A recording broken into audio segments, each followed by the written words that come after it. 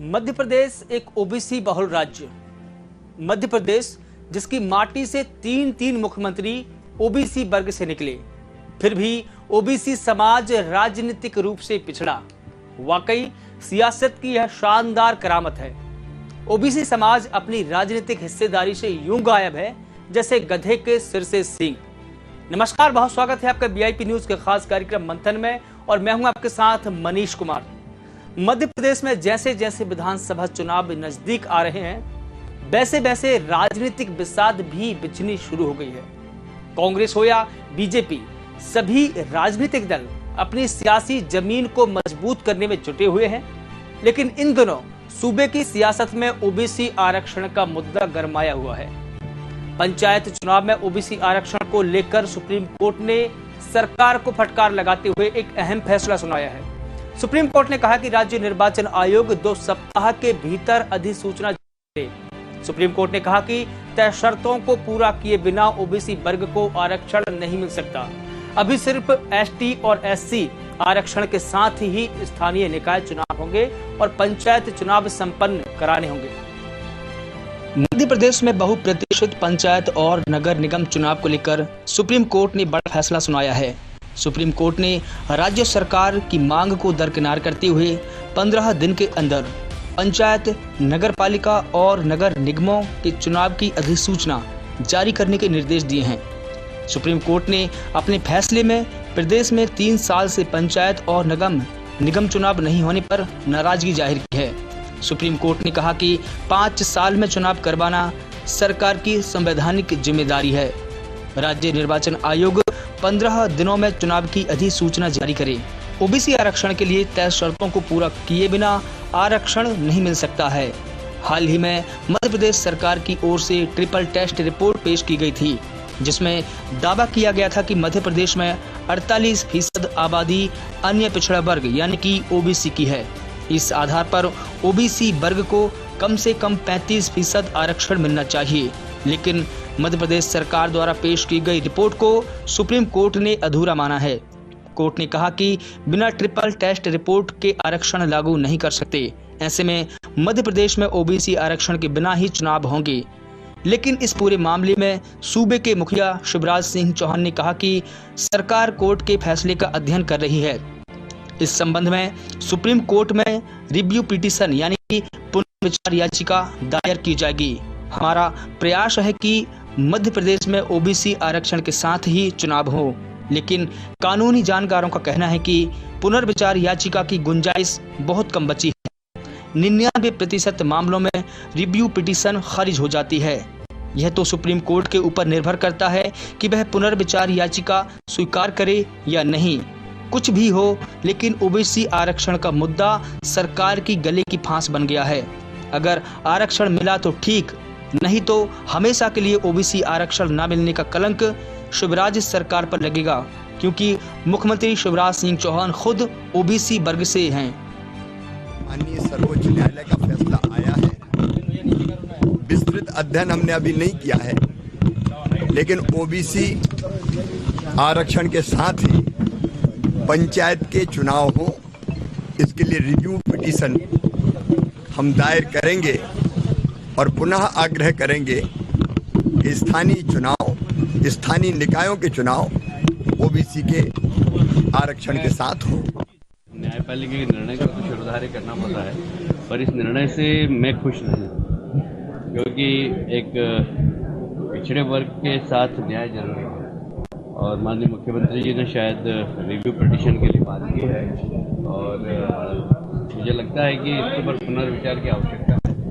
और इस प्रकार अगर चुनाव होंगे तो पिछड़े वर्ग के साथ अन्याय होगा। देखिए, सब जानते हैं कि आरक्षण कौन दे रहा है, सब जानते हैं कि गरीब कल्याण की योजनाएं कौन चला रहा है। इस प्रकार प्रधानमंत्री जी के आने के बाद और योजनाएं आप देख लीजिए, सारे गरीबों के लिए, सारे पिछड़े वर्ग के लिए। पिछड़ा वर्ग आयोग का गठन किसने किया? पिछड़ा वर्ग आयोग को संवैधानिक मान्यता किसने दी? और इसलिए कांग्रेस के बेबुनियाद आरोप का समाज के ऊपर कोई असर नहीं पड़ेगा। और हमारी मान्यता है कि इस पे अगर चुनाव होंगे तो पिछड़े वर्ग के साथ अन्याय होगा, इसलिए इस पर पुनर्विचार होगा। मध्य प्रदेश में भारतीय जनता पार्टी सरकार द्वारा साजिश करके जानबूझकर पिछड़े वर्ग का आरक्षण स्थानीय निकाय और पंचायत चुनाव में समाप्त करवाया गया। दिसंबर 2021 में सुप्रीम कोर्ट द्वारा स्पष्ट निर्देश दिए गए थे 4 महीने के अंदर ट्रिपल टेस्ट रिपोर्ट सबमिट करके पिछड़े वर्ग का आरक्षण सुनिश्चित किया जाए, लेकिन सरकार द्वारा ट्रिपल टेस्ट रिपोर्ट सबमिट नहीं की गई। समय सीमा बीत गई और सुप्रीम कोर्ट में सरकार द्वारा पिछड़ा वर्ग आरक्षण के लिए तथ्य नहीं रखे गए। ये भारतीय जनता पार्टी की साजिश है। जानबूझकर सुप्रीम कोर्ट में तथ्य नहीं रखे गए और पिछड़े वर्ग का आरक्षण समाप्त करवाया गया। मध्य प्रदेश के 55% से अधिक पिछड़े वर्ग की आबादी देख रही है भारतीय जनता पार्टी उनके साथ अन्याय कर रही है। पिछड़ा वर्ग भाजपा को सबक सिखाएगा। मध्य प्रदेश में ओबीसी आरक्षण पर मचे घमासान के बीच मुख्यमंत्री शिवराज सिंह चौहान ने अपने विदेश का दौरा रद्द कर दिया है। मुख्यमंत्री शिवराज सिंह चौहान ने सोशल मीडिया पर यह जानकारी साझा करते हुए कहा कि मेरी सरकार अन्य पिछड़े वर्ग के सामाजिक, आर्थिक और राजनीतिक उत्थान के लिए पूरी तरीके से प्रतिबद्ध है। लेकिन सवाल है कि अगर सरकार कोर्ट में रिव्यू पिटीशन दायर करती है और कोर्ट उस याचिका को खारिज कर देगी, तब सरकार क्या करेगी? क्या सरकार जातिगत जनगणना कराकर ओबीसी वर्ग को सही संख्या का पता लगाएगी? क्योंकि यह सवाल अब और भी जोर पकड़ने लगा है। सूबे की सियासत में हमेशा ऐसा ही होता रहा है कि जब जब चुनाव नजदीक आते हैं तब तब नेताओं में ओबीसी आरक्षण का मुद्दा ज्वार भाटे की तरह उमड़ने लगता है। हालांकि यह भी एक कटु सत्य है कि किसी भी सरकार में हिम्मत नहीं हुई कि जातिगत जनगणना कर ओबीसी की जनसंख्या का पता लगाया जा सके। साल 1881 में देश में पहली दफा जनगणना हुई थी, जिसमें जातिगत आंकड़े जारी किए गए थे। तब से हर 10 साल के अंतराल में जनगणना होती रही है। साल 1931 की जनगणना में जातिगत आंकड़े जारी होते थे, किंतु साल 1941 की जनगणना में जातिगत आंकड़े जुटा तो लिए, लेकिन उन्हें सार्वजनिक तौर पर जारी नहीं किया गया। इसके बाद आजादी के बाद की सरकारों ने सिर्फ अनुसूचित जाति और अनुसूचित जनजाति की आबादी के आंकड़े जारी करने का फैसला लिया।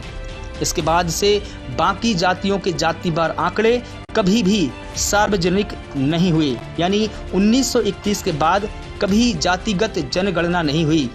आजादी के बाद पहली बार साल 1951 में जनगणना हुई। तब से अब तक हुई सभी 7 जनगणना में एससी और एसटी का जातिगत डेटा ही पब्लिश होता रहा है, लेकिन बाकी जातियों का डेटा इस तरह पब्लिश नहीं होता। यानी जातिगत जनगणना नहीं होने के कारण देश की ओबीसी आबादी का ठीक अनुमान नहीं लगाया जा सकता। बीपी सिंह सरकार ने जिस मंडल कमीशन की सिफारिशों को लागू कर पिछड़ों को आरक्षण दिया, उसने भी साल 1931 की जनगणना को आधार मानकर देश में ओबीसी की आबादी 52% का अनुमान जताया था। चुनाव के दौरान अलग अलग पार्टियों ने चुनावी सर्वे और अनुमान के आधार पर इस आंकड़े को कभी थोड़ा तो कभी ज्यादा करके आंका है, लेकिन तमाम ऊहापोहों के बाद भी ओबीसी वर्ग को उनका वाजिब हक नहीं मिल सका है। मध्य प्रदेश में बहुप्रतीक्षित पंचायत चुनाव में ओबीसी आरक्षण को लेकर सुप्रीम कोर्ट ने एक अहम फैसला सुनाया और इसके बाद ओबीसी आरक्षण का मुद्दा राजनीतिक बहस के केंद्र में फिर से आ गया है। लेकिन सवाल है कि इस बहस का परिणाम क्या होगा, क्योंकि कोर्ट ने स्पष्ट रूप से कहा है कि पंचायत चुनाव के लिए अब और वक्त नहीं दे सकते, यानी ओबीसी आरक्षण के बिना ही पंचायत चुनाव संपन्न कराने के आदेश भी सुप्रीम कोर्ट द्वारा दिए गए हैं। लेकिन केंद्र की सत्ता पर काबिज होने से पहले भारतीय जनता पार्टी के नेताओं का ओबीसी आरक्षण को लेकर कुछ और रुख था और आज कुछ और है। साल 2011 की जनगणना से पहले पूर्व केंद्रीय मंत्री और भाजपा के नेता गोपीनाथ मुंडे ने जातिगत जनगणना की मांग की थी। उन्होंने साल 2010 में संसद के अंदर कहा था कि अगर हम 2011 की जनगणना में ओबीसी की गणना नहीं करेंगे तो हम उन पर अन्याय करेंगे। हालांकि ओबीसी आरक्षण का मुद्दा कोर्ट में उस वक्त लंबित था और जमीन पर सियासत हो रही थी। मध्य प्रदेश में नगरीय निकाय और पंचायत चुनाव में आरक्षण को लेकर सियासत फिर गर्मा गई है। मध्य प्रदेश पिछड़ा वर्ग आयोग के सरकार को प्रथम प्रतिवेदन रिपोर्ट पेश करने के बाद कांग्रेस ने शिवराज सरकार पर पंचायत चुनाव में ओबीसी आरक्षण समाप्त करने का षड्यंत्र रचने का आरोप लगाया है। हालांकि 10 मई यानी मंगलवार को सुप्रीम कोर्ट में ओबीसी आरक्षण को लेकर एक अहम सुनवाई हुई, जिसमें कोर्ट ने सरकार की रिपोर्ट को अधूरा माना है। कांग्रेस ने कहा कि मध्य प्रदेश सरकार ने ओबीसी वर्ग के संवैधानिक अधिकारों और प्रावधानों में लापरवाही बरती है। पंचायत चुनाव में ओबीसी आरक्षण समाप्त करने के गंभीर आरोप भी कांग्रेस ने लगाए हैं, लेकिन पिछले दिनों सुप्रीम कोर्ट ने सरकार को कड़ी फटकार लगाई थी, जिसके बाद आनन फानन में मध्य प्रदेश सरकार के मंत्री भूपेंद्र सिंह ने पिछड़ा वर्ग कल्याण आयोग की रिपोर्ट को सार्वजनिक किया था। मंत्री भूपेंद्र सिंह द्वारा जारी की गई रिपोर्ट में कहा गया था कि मतदाता सूचियों के आधार पर मध्य प्रदेश में ओबीसी आबादी 48% है। इस पर कांग्रेस ने सवाल खड़े किए थे। कांग्रेस ने कहा कि क्या मंत्री बताएंगे कि किसी वर्ग की जनसंख्या की हिस्सेदारी जनगणना से गिनी जाती है या मतदाता सूची के आधार पर? जातिगत जनगणना के आंकड़ों का उपयोग किए बिना यह कैसे पता लगाया जा सकता है कि मध्य प्रदेश में ओबीसी की आबादी कितनी है? कांग्रेस ने सवाल करते हुए कहा कि जब मध्य प्रदेश में अन्य पिछड़ा वर्ग की जनसंख्या 52% है, तो किस षड्यंत्र के तहत भारतीय जनता पार्टी की सरकार ने ओबीसी की आबादी को घटाकर 48% बताया है? हालांकि विपक्षी दलों और ओबीसी वर्ग के नेताओं के सवाल अब और भी बड़े हो चले हैं और इसकी वजह से मध्य प्रदेश सरकार बैकफुट पर नजर आ रही है। जैसी की संभावना थी, मध्य प्रदेश की भारतीय जनता पार्टी पिछड़े वर्ग के साथ धोखा करने का षड्यंत्र कर रही थी और वो षड्यंत्र में सफल हो गई। उसके द्वारा जिस तरह माननीय उच्चतम न्यायालय में गलत जानकारियां प्रस्तुत की गई हैं, पिछड़े वर्ग का गलत आबादी का बायोडाटा प्रस्तुत किया गया है, आरक्षण की मांग ज्यादा की गई है, इन सब बातों से लग रहा था कहीं न कहीं ये फिर एक बार पिछड़े वर्ग को छलावा करने का कार्य कर रहे हैं। और जिसकी पुष्टि इस बात से होती है कि भारतीय जनता पार्टी की ओर से माननीय उच्च न्यायालय में उनके नियुक्त वकील के द्वारा भी कहा गया था कि माननीय उच्चतम न्यायालय से महाराष्ट्र जैसा ही निर्णय होगा। इससे साफ लग रहा है कि योजनाबद्ध तरीके से प्री प्लान ढंग से कराने वाला कार्य है। माननीय उच्चतम न्यायालय के सामने कोई विकल्प नहीं था। जब आपने दस्तावेज ही पूरे नहीं दिए हैं, ट्रिपल टी टेस्ट का जो है, ट्रिपल टी का टेस्ट का जानकारी नहीं प्रस्तुत किया, तो माननीय उच्च न्यायालय के पास विकल्प ही नहीं था। इसलिए उनके द्वारा निर्णय दिया गया है, उस पर तो मैं कोई प्रतिक्रिया व्यक्त नहीं करता हूँ। लेकिन भारतीय जनता पार्टी के द्वारा पिछड़े वर्ग के साथ जो धोखा किया जा रहा है और जो धोखा करने का प्रयास किया गया है, निश्चित रूप से बहुत ही निंदनीय है। जितनी निंदा की जाए वो कम है। भारतीय जनता पार्टी को इस बात के लिए खामियाजा भुगतना पड़ेगा। आने वाले समय में आप देखेंगे मध्य प्रदेश के अंदर जो पिछड़े वर्ग की 56% आबादी है, भारतीय जनता पार्टी के खिलाफ उठकर खड़ी हो जाएगी और निश्चित भारतीय जनता पार्टी को इस बात का खामियाजा भुगतना पड़ेगा और सरकार उनको आने वाले समय में इस बात की एहसास होगा कि उनके द्वारा जो धोखा किया गया वो गलत किया गया था। आपने गलत तथ्य मान्य न्यायालय के सामने प्रस्तुत की। मुझे ये समझ नहीं आ रहा है कि मध्य प्रदेश में जब हम 56% हमारी आबादी, तो ये 48% का आंकड़ा कहाँ से लाए? कहाँ से आपने आंकड़े निकाले? कौन सा आपका सर्वे का पिछड़ा वर्ग आयोग मध्य प्रदेश में आयोग बना हुआ, उससे आपने चर्चा तक नहीं की, जिसके अध्यक्ष जेपी धनौतिया है, उसकी कोई चर्चा आपने की? आंकड़े कहाँ से लेकर आए? जब आपकी नीयत खराब है, जब आप गलत तथ्य, गलत आंकड़े माननीय न्यायालय के सामने प्रस्तुत कर रहे हैं, तो ये स्थिति बनी है। मध्य प्रदेश में 27% आरक्षण देने की बात हमने की। जब हम सरकार में आए थे तो स्पष्ट नियत के साथ में हम मध्य प्रदेश के पिछड़ों को देना चाहते थे। हमको समय कम मिला, समय पूरा मिलता इस एजेंडे को मध्य प्रदेश में लागू हम करते हैं। ये जो हो रहा है इससे स्पष्ट होता है कि माननीय मुख्यमंत्री जी, आप इस मध्य प्रदेश में पिछड़ों के साथ पुनः धोखा कर रहे हैं, बार बार धोखा करते आए हैं और आप मोहन भागवत और संघ का एजेंडा मध्य प्रदेश में लागू करना चाहते हैं। आपकी नियत खराब है, आपकी सरकार की नियत खराब है। हम इस सब सिस्टम को जो आज निर्णय आया है उसको लेकर माननीय सलाहकारों से, विधि सलाहकारों से चर्चा कर रहे हैं। हालांकि ओबीसी आरक्षण पर अब सुप्रीम कोर्ट का फैसला आ गया है और कोर्ट ने तय कर दिया है कि सरकार ओबीसी आरक्षण के बिना ही पंचायत चुनाव संपन्न कराएं। चूंकि मध्य प्रदेश में 3 साल से पंचायत चुनाव लंबित है और कोर्ट ने इस लेट लतीफी पर कड़ी नाराजगी जाहिर की है। कोर्ट ने कहा कि सरकार की यह संवैधानिक जिम्मेदारी है कि तय समय सीमा यानी कि 5 साल के अंतराल में चुनाव संपन्न कराए, लेकिन सरकार ने पंचायत चुनाव 3 साल विलंब कर दिए हैं। अब देखना होगा कि मध्य प्रदेश में ओबीसी आरक्षण के बिना चुनाव होंगे या ओबीसी आरक्षण के साथ। लेकिन 2011 की जनगणना से पहले पूर्व केंद्रीय मंत्री और भाजपा के नेता गोपीनाथ मुंडे ने जातिगत जनगणना की मांग की थी। उन्होंने साल 2010 में संसद के अंदर एक बयान दिया था। उन्होंने कहा था कि अगर हम 2011 की जनगणना में ओबीसी की गणना नहीं करेंगे तो हम उन पर अन्याय करेंगे। अध्यक्ष महोदय, मैं ऐसा मानता हूं कि आज इस सदन में बहुत एक ऐतिहासिक और महत्वपूर्ण बहस हो रही है,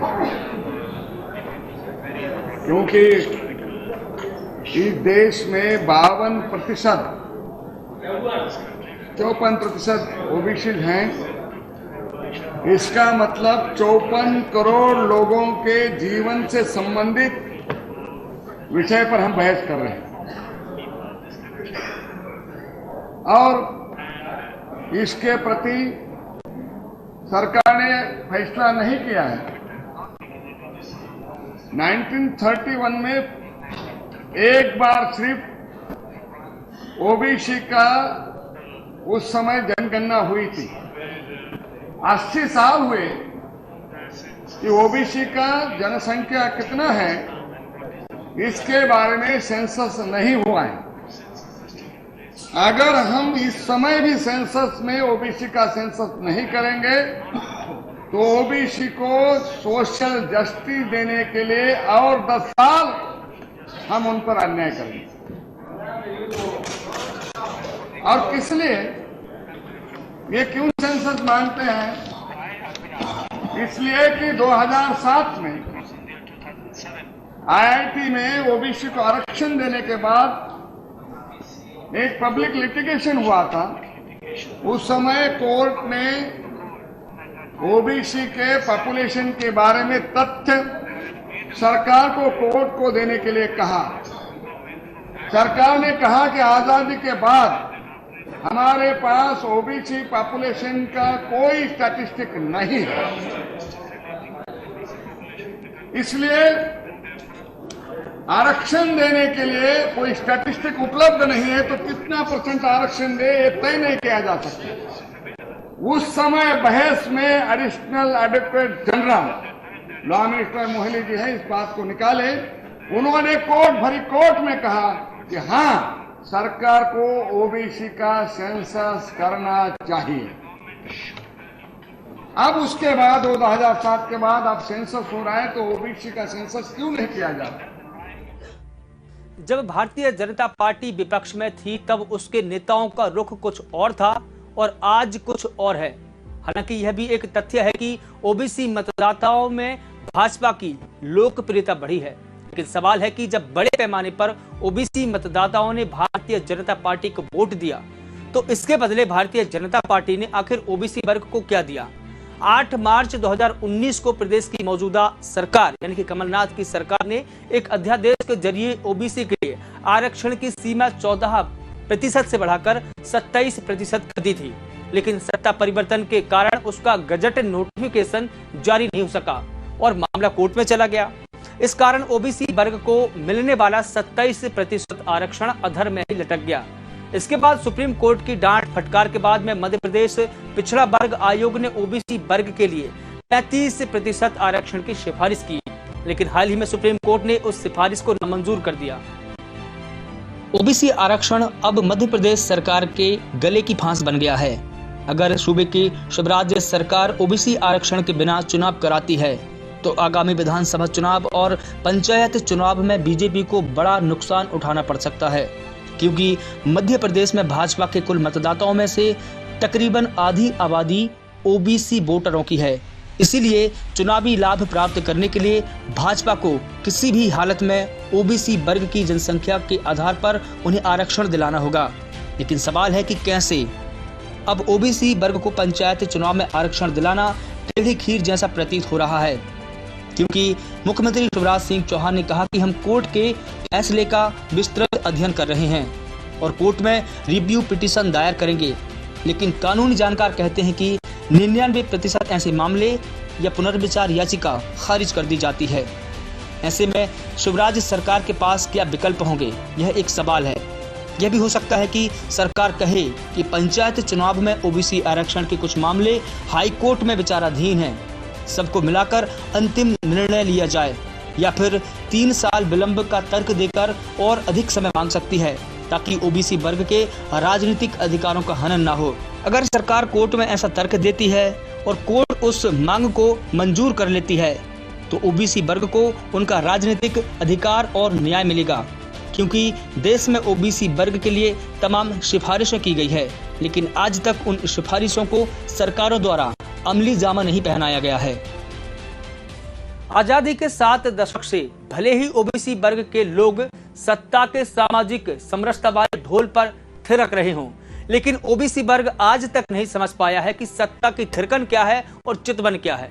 बहरहाल ओबीसी आरक्षण पर कोर्ट का फैसला आ ही गया है। कोर्ट ने ओबीसी वर्गों को 27% आरक्षण देने से इनकार कर दिया है।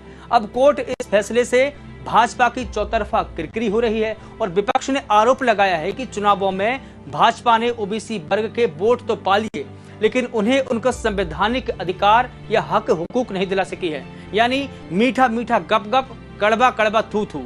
तो हमें दीजिए इजाजत और आप देखते रहिए VIP न्यूज। नमस्कार।